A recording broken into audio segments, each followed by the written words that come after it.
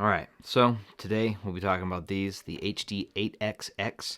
This is a collaboration with Sennheiser and Drop, and these are an interesting headphone. So let's dive into how they sound, and we'll get in some hot takes and a lot of fun stuff. So future Tyler here. Forgot to mention these were sent out by a friend of mine. These were sent out, and I'll be sending them back to him as soon as I'm done with this video. So yeah, get right back to the video. Right off the bat, I was expecting one thing, and all the hype and all that fun stuff, and also all the negativity that's come out about these. I was trying to keep it out of my head as much as possible. So diving into the highs have this smoothed over or rolled off sound, also with a bit of grain or grit to them, which I found a little bit off-putting. Took me a bit to figure out what it was, and I think it was the compression or smoothed over nature of them. Instantaneous. Like as soon as I put them on and started listening, it was like, oh wow, there's something off here. Another thing with the highs is that because they have that rolled off kind of sound or compression, you don't get that sparkle. The air isn't quite as what I'm used to with the H800s. That grain that's in there, I'm going to call it grain. It might be some grit. It's just, there's a little bit of like the compression or something going on there in the upper mid-range that just makes it sound a little bit off. Going into the mids though, the mids were a little bit more rich and more or less the way I recall the HD800s, but a little bit still pulled back, but from them. And also they had a slight more warmth, just like a bump of warmth there. The lows, though, are definitely where this has been kind of kicked up a notch. The lows are still that Sennheiser kind of precision sound and not that thump, thump, thump like bass heads want to have. There's more of it. Like there's more bass quantity. The quality's still there as far as the precision. It's just, it's not something that's going to be like completely pounding your head in. But it is nice. It is, and it's definitely a bump. You can definitively hear it on tracks such as Bad Guy by Billie Eilish, that kind of thing. So those are the things that are kind of like the standouts. And if you ever heard an H800, like these kind of remind me of kind of like the non-audiophile cousin of those. I mean, they're still audiophile headphones, but they're just the things that kind of are detracted because of that extra bass and that little bit of warmth to the mid-range. I'd say as the highs took a hit, there's a little bit of like this compression roll-off kind of thing going on. And then the biggest thing for me is when we get into staging and imaging, the stage is collapsed. It's I'm used to having this expanse, especially on tubes, which by the way, I was using my Cord TT2 into my bottlehead crack that I built as my main like listening. I also listen directly off the TT2 for this, but usually with the bottlehead crack, that's been my go-to favorite amp for my H800 SDR modded headphones.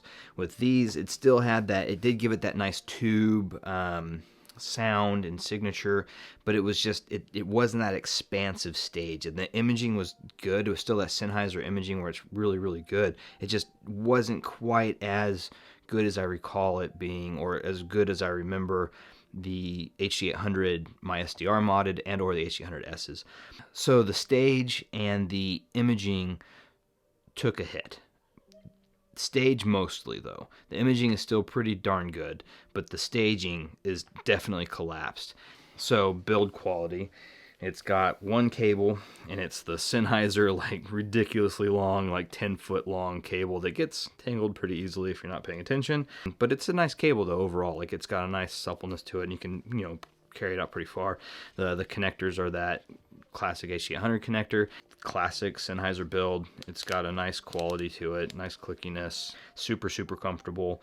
And if you've worn or seen an HD800, this is essentially the exact same thing. So not much to say on that. If I was to take these as a standalone and not compare them to its siblings, then it's a pretty decent headphone. Like it's right up there as far as like sound signature. There are some problems. Like I said, that grain kind of bothers me a bit. But if you were to listen to more modern music, and actually it's funny is when I was listening to like Spotify or lossy music and then more modern music, it actually came together a little bit better to me. Like it sounded better, oddly enough, off of Spotify than it did off of Qobuz lossless or even in my FLAC files. But I did notice that with Spotify and some lossy music and modern music on that, so like your hip hop, your pop, your EDM or dance, these did shine a little bit more, especially with things that had a little more bass heavy tracks to it, because then it got a little more engaging, a little more. I could see where that shine came out. Like it was able to pull more engagement from those type of tracks. So yeah, at the end of the day, would I recommend these? I think if you're budget minded and want a little more bass, then maybe, but it's a hard sell to me. I think you'd be better off served going and trying to find like a used pair or like a deal on a pair of H800Ss, because I think the HD800 is such a classic headphone that it's hard for me to recommend something that messes with that classic nature of it. And they're not bad headphones, because everything at this level is going to be pretty good, and or like it's hard to, these aren't like dumpster fire of a headphone or anything like that, but they are definitely not the classic HD800 sound. These I would not recommend due to the fact that they are not that HD800 classic sound signature. They don't have the airiness, they don't have that sparkle, they don't have the stage, they don't have the like crazy imaging. The things that they have going for them is that they have that little bit of warmth to the mid-range and that bass, that little boost to the bass. That's the things that it has going for it. So if that's what you're into and you want a decent deal, these could be the headphones for you. But for me personally, I think that these kind of fail at providing what I love so much about the HD800s. For me, these are a pass at the end of the day. So I would rather just get a used pair of HD800s or used HD800S, or find a deal from one of the retailers or something like that. But yeah, I think with these, they are an interesting headphone to say the least. I think they could be someone's cup of tea for sure. I just know for me personally that I love the classic HD800s and HD800S.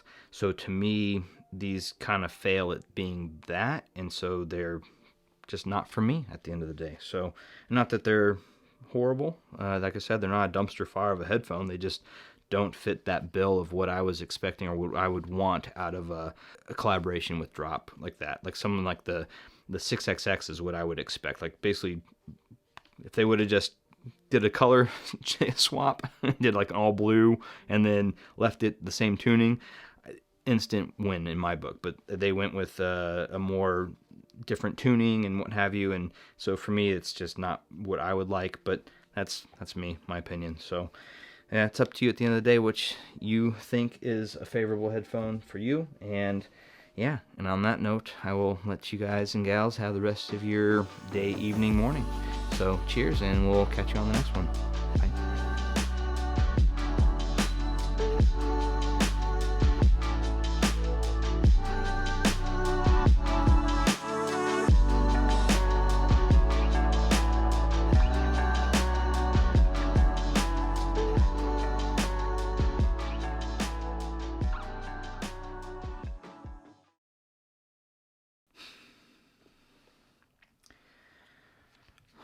Well, let's talk about these. The HD8XX.